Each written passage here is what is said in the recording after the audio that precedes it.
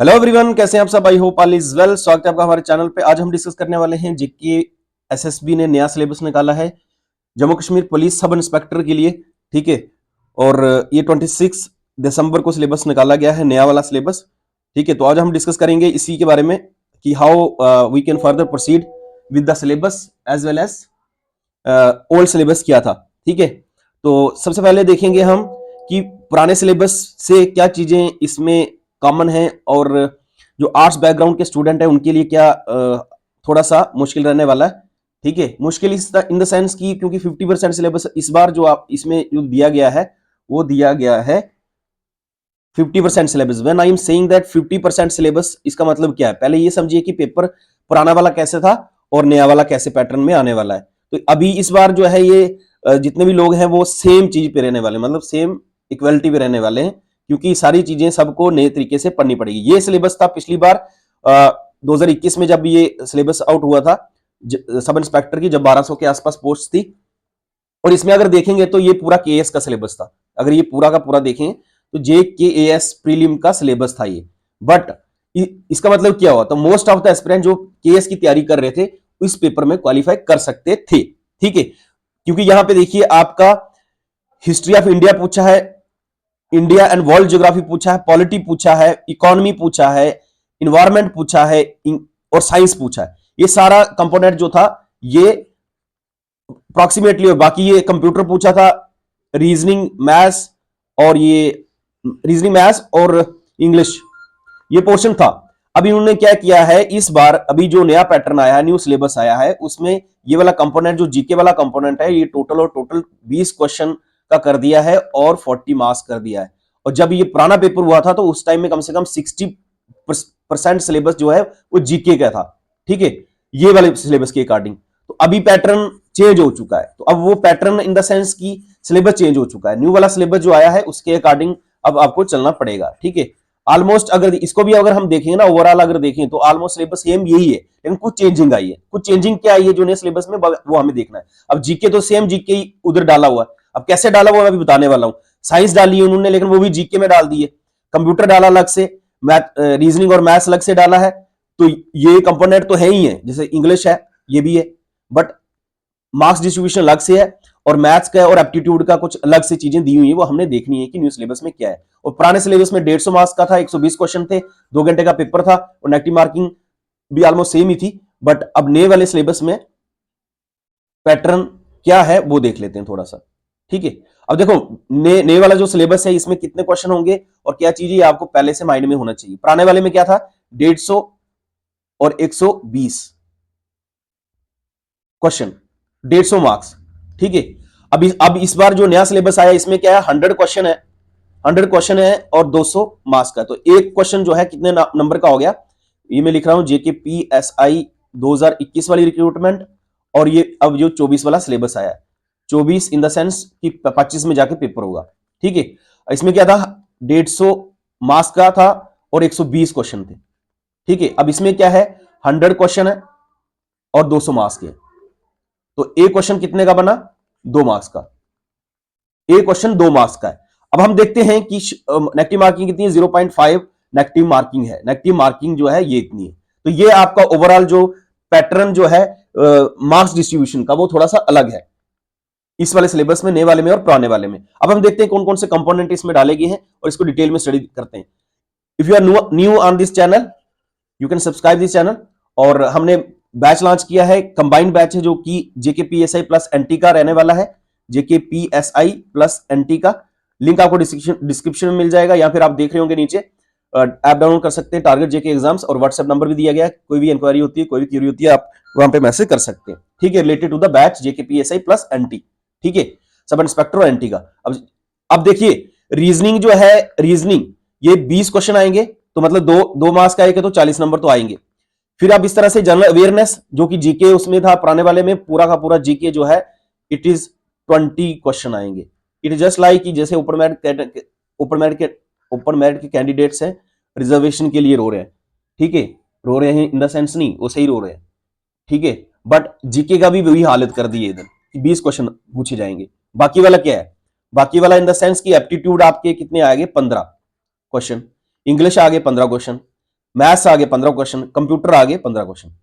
तो ओवरऑल आपके कितने मार्क्स बने? 200 मार्क्स बने। यहां पे क्वेश्चन कितने? 100 क्वेश्चन। ठीक है, और इसमें भी आप 50% सिलेबस देखेंगे तो 50% सिलेबस देखो कैसे 50% बोल रहा हूं मैं। टोटल क्वेश्चन कितने? 100 है भैया जी।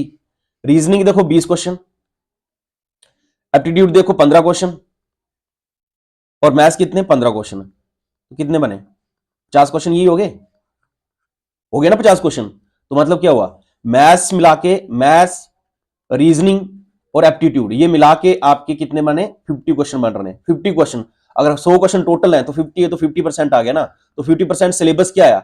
जो कि पुराने पेपर में 50% ऑलमोस्ट सिलेबस जीके का था, जनरल अवेयरनेस का था, लेकिन इस बार क्या कर दिया उन्होंने? Pattern syllabus change. तो इसका मतलब क्या हुआ? इसका मतलब ये हुआ जो भी एस्पिरेंट हैं, जो आर्ट्स बैकग्राउंड के हैं, उनको भी मैथ्स पढ़ना पड़ेगा, रीजनिंग और एप्टीट्यूड, इसके अलावा सिलेक्शन नहीं है भैया। अगर 50 क्वेश्चन यही आ रहे हैं और 50 क्वेश्चन इसमें से किए ही नहीं आपने, तो सिलेक्शन तो मतलब ही नहीं होता, क्योंकि 50 क्वेश्चन में सिलेक्शन बाकी वाले में नहीं होगी ना। जनरल अवेयरनेस से 20 है, 20 में से आप कितने लोगे? 17 18। इंग्लिश में 15 में से कितने लोगे? 12 13। कंप्यूटर में कितने लोगे? 12। तो कहां सिलेक्शन होगी? नहीं होती है ना, क्योंकि ये 12 12 और 18 लोगे भी तो कहां 50 नंबर पूरे नहीं बन रहे, और कट ऑफ जाता है हाई। तो वो चीजें भी देखनी है। इसका मतलब नहीं, डरा नहीं रहा हूं मैं आपको, मैं ये बोल रहा हूं कि मेहनत करनी पड़ेगी। अभी एग्जाम भी 2-3 मंथ के बाद होना ना, कम से कम 3 महीने तो मिलेंगे आपको, तो उस तरीके से देखना है। चलिए अब देखते हैं रीजनिंग के कौन कौन से इन्होंने डाला हुआ है सिलेबस, और भी कुछ डाला है। चलिए, सिलेबस ऐसा है कि जेकेएसएसबी का पुराना पेपर देखेंगे तो मैं चेकआउट कर रहा था, शायद से कोई एक पेपर था अभी रिसेंट में को 2023 में 2024 में पेपर हुआ है, उसमें ये सिलेबस पूरा का पूरा था। ठीक है, तो वो वाले पीवाईक्यू देख लेंगे हम, उसमें से हम एनालाइज कर लेंगे कि इसमें से क्या क्या कैसी चीजें पूछी हैं। लेकिन ये जेकेएसएसबी के पुराने एग्जाम कोई हुआ है उसमें ये सिलेबस दिया हुआ था, सेम का सेम। ठीक है, एक दो लाइन छोड़ के। चलिए, तो इसमें दिया क्या है? इंटेलिजेंस और रीजनिंग में आपने क्या क्या देखना है, जैसे एनालॉजीज, प्रॉब्लम सॉल्विंग्स, ठीक है, विजुअल मेमोरीज और arithmetical reasoning, number series, non verbal series, coding decoding, statement conclusion और syllogism, symbolic number analogy, figural analogy. फिर इस तरह से पूछा है number series, figural series, problem solving, ये सेम ही है, इसको एलेबोरेट करके दिया हुआ नीचे। ठीक है, ये जो इतनी लाइन लिखी हुई, इसी को एलेबोरेट करके ये बताया गया है कि भैया ये टॉपिक आपने पढ़ने हैं। तो स्पेसिफिक जो टॉपिक मेंशन है वही टॉपिक उठाने हैं, वही पढ़ने हैं।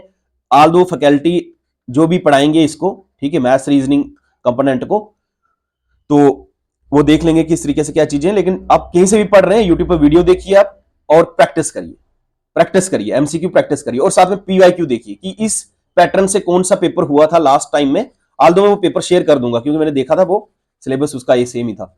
ठीक है, अब मेरे को याद नहीं आ रहा कि कौन सा पेपर था वो स्पेसिफिकली, पटवारी का था या फिर फाइनेंस सब इंस्पेक्टर का, कुछ इस तरीके से था, देख लेंगे वो बाद में।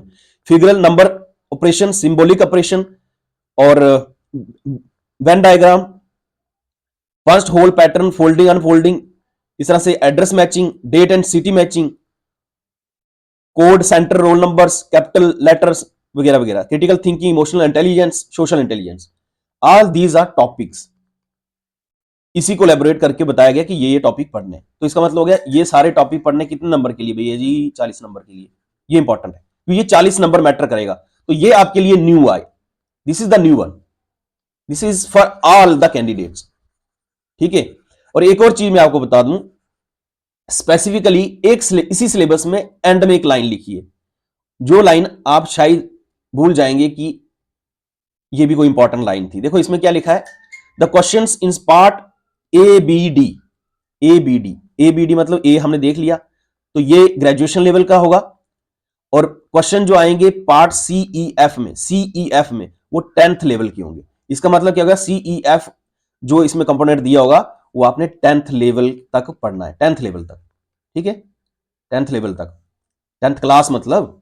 एबीडी का मतलब ये हुआ कि भैया आपको ग्रेजुएशन लेवल तक इसका नॉलेज होना चाहिए। अब ए बी डी कौन सा है? ए हमने अभी देख लिया, बी भी देखेंगे, डी भी देखेंगे। बी डी देखने से पहले हम सीईएफ देख लेते हैं कि सीईएफ 10th लेवल तक कौन सी चीजें देखनी है। ठीक है, CEF, C, this is the C, aptitude. जो एप्टीट्यूड आपने करना है, एप्टीट्यूड जो है क्वांटिटेटिव एप्टीट्यूड, इसमें क्या क्या टॉपिक दिए? Whole number, decimals, fractions, relationship between the numbers, percentage topic, ratio and proportion, square roots, average, interest, profit and loss, discount, partnership business, mixture alligation, time and distance, time and work.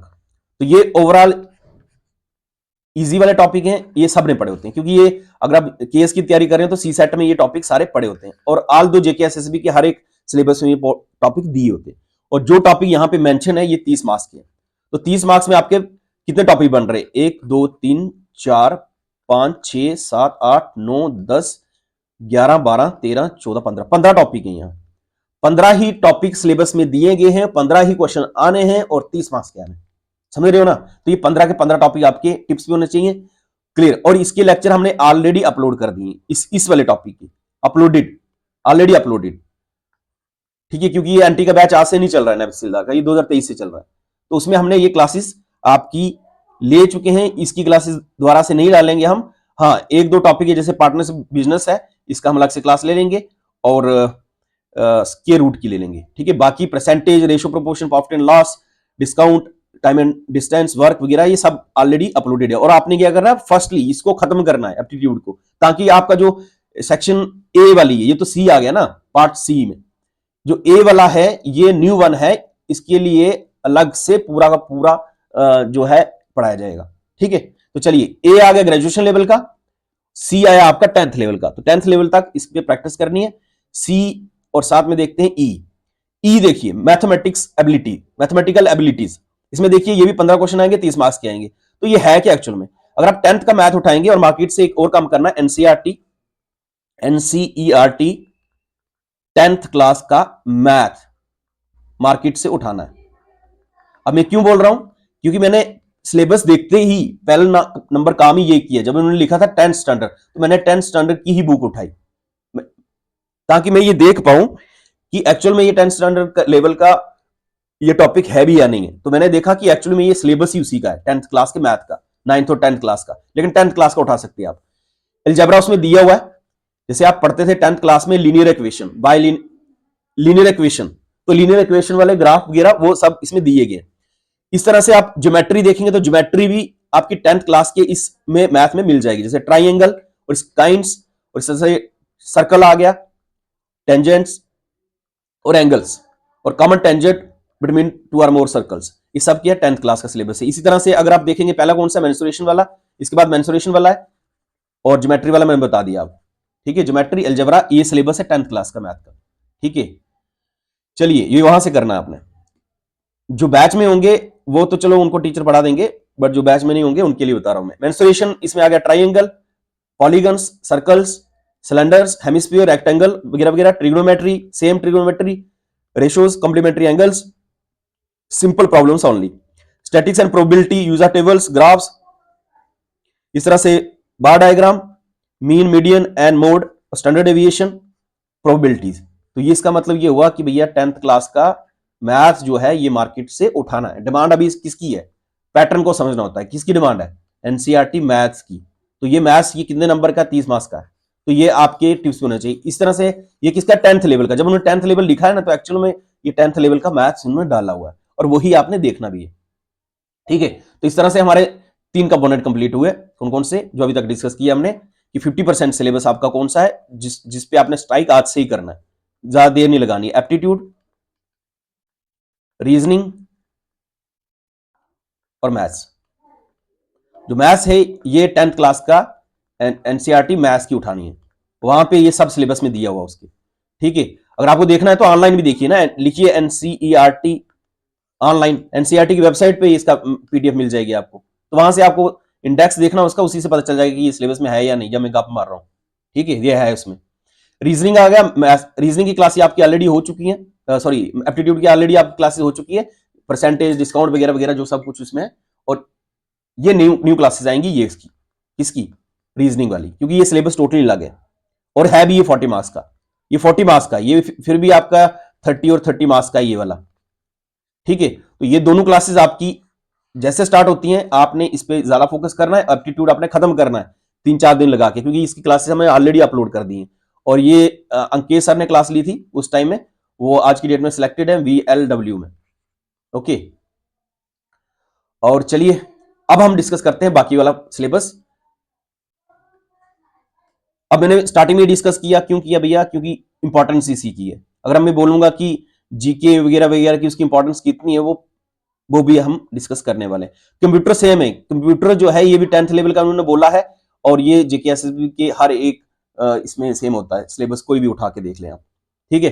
कोई भी इसमें कोई अलग से line नहीं लिखी है, एक लाइन लिखी है उन्होंने, ई बैंकिंग जोड़ दी है, उन्होंने शॉर्टकट की लिखा है। और पहले शॉर्टकट की लिखते नहीं थे, पेपर में डालते थे, इस बार लिखा हुआ शॉर्टकट की, तो पढ़ के जाना है। और इसमें एक्स्ट्रा पॉइंट तो कोई है नहीं, सेम सिलेबस रहता है जो जीके एसएसबी का रहता है। एक प्रोटोकॉल लिख लिया है उन्होंने, तो ये तीन चीजें अलग से दिख रही हैं, बाकी तो सेम सिलेबस है जो ऑलरेडी जेकेएसएस में होता है।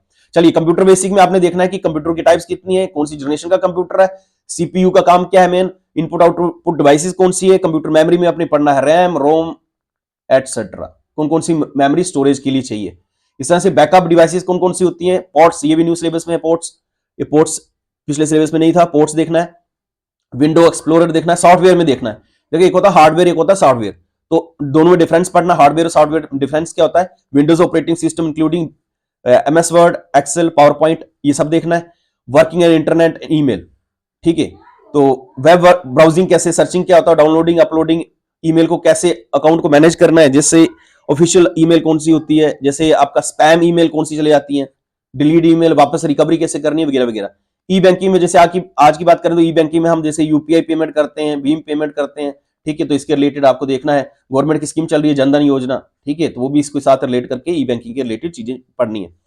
नेटवर्किंग और cyber security India 10th number पे है साइबर थ्रेट के बेसिस पे वर्ल्ड पे, तो ये सारी चीजें देखनी है कि रिसेंट में इंडिया ने 2020 में एक पोर्टल भी लॉन्च किया हुआ है, और इस पे कमेटी वगैरह बैठा के अब सारी चीजें अच्छी तरीके से चल रही हैं कि साइबर सिक्योरिटी को कैसे देखा जाए, ठीक है? तो उसके लिए कौन कौन से डिवाइसेस हैं, कौन से प्रोटोकॉल्स हैं, और साथ में देखना है हमने सिक्योरिटी थ्रेट्स जैसे हैकिंग, वायरस, वॉर्म्स, ट्रोजन वगैरह, और प्रिवेंटिव मेजर कौन से। प्रिवेंटिव मेजर में आज की डेट में देखें तो I4C बनाया गया है इंडिया में।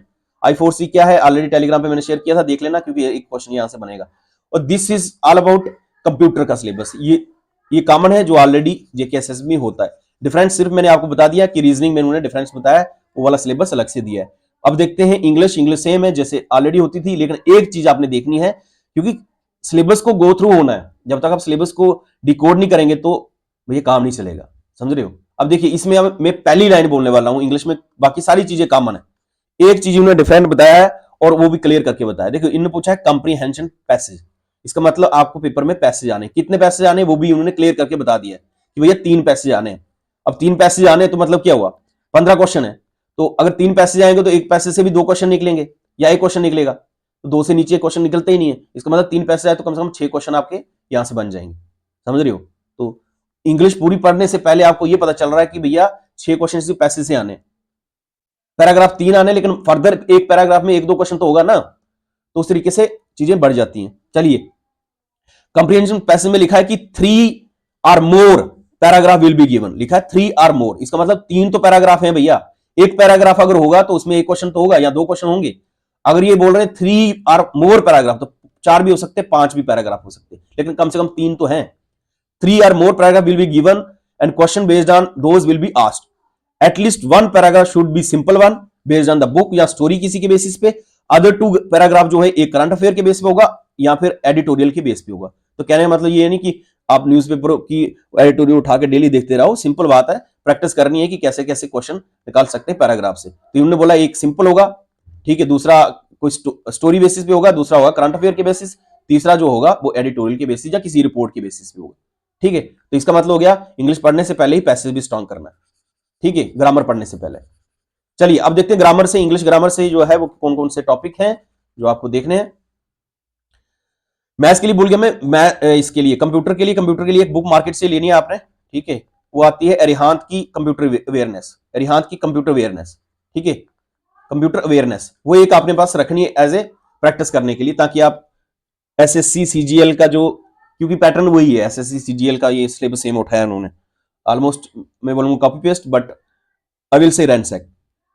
रैंसैक क्यों? क्योंकि इंडियन कॉन्स्टिट्यूशन है, जो इंडियन कॉन्स्टिट्यूशन किसी ने बी आर अम्बेडकर को बोला था डॉक्टर बी आर अम्बेडकर को कि आपने जो इंडिया का कॉन्स्टिट्यूशन है उसको कॉपी पेस्ट किया है। तो बी आर अम्बेडकर का जवाब ये था कि हमने वर्ल्ड में बेस्ट आउट ऑफ बेस्ट जितने भी कॉन्स्टिट्यूशन उसमें से चुन के लिए रैंक करके कॉन्स्टिट्यूशन बनाया, तो हमने चोरी नहीं किया। वैसा इन्होंने भी किया है, एसएससी सीजीए का सिलेबस लिया जेके एसएसबी ने। अब मैं ये नहीं बोलता हूं कि कॉपी पेस्ट किया, बट कुछ चीजें सेम ही है, कॉमन ही। चलिए, ग्रामर जो है, सेंटेंस स्ट्रक्चर, सिनोनिमस और homophones, idiom and phrases, misspelled words, ठीक है, वन वर्ड सब्स्टिट्यूशन, इस तरह से active passive voice, conversion of narrations, shuffling of sentence parts और क्लोज पैसेज। तो इसका मतलब क्या हुआ भैया जी, ये टॉपिक पढ़ने ना, उन्होंने बोला होमोफोन्स पढ़ना, इडियम एंड फ्रेजेस पढ़ना है, एक्टिव पैसिव वॉइस पढ़ना है, सेंटेंस और साथ में पैसेज देखना है। पैसे से एक तो क्लियर हो गया ना आपको कि भैया ग्रामर नहीं पढ़नी है, साथ में पैसे ही पढ़ने, क्योंकि 5-6 क्वेश्चन उससे भी आएंगे, कम से कम 3-4 तो आएंगे, 3 उन्होंने खुद सिलेबस में लिखा है। तो ये इसको डिकोड करना होता है सिलेबस को कि एटलीस्ट लिखा क्या है इन्होंने। चलिए, नेक्स्ट क्या बचा, अब आया लास्ट में जीके। मैं लास्ट में जीके क्यों डिस्कस कर रहा हूं, क्योंकि 15-20 क्वेश्चन है उसके, और सिलेबस कितना बना 20%, 80% सिलेबस आपका क्या है, बाकी वाला पोर्शन। चलिए, अब हम आते हैं जीके पे।